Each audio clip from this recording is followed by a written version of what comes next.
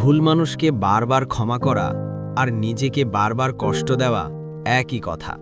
মনে রাখবেন, ক্ষমা মহত্বের লক্ষণ ঠিকই, কিন্তু অন্ধ হওয়া বোকামি।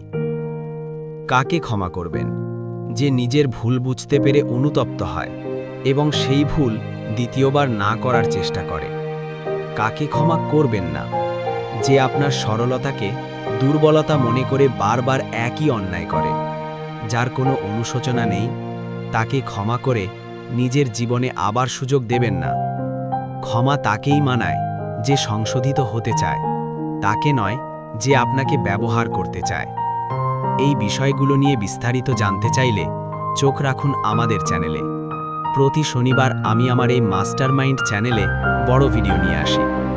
ভিডিওটি ভালো লাগলে এখনই লাইক করুন, আপনার মূল্যবান মতামত কমেন্ট করে জানান, আর এমন আরও ভিডিও পেতে চ্যানেলটি সাবস্ক্রাইব করে পাশেই থাকুন। ধন্যবাদ।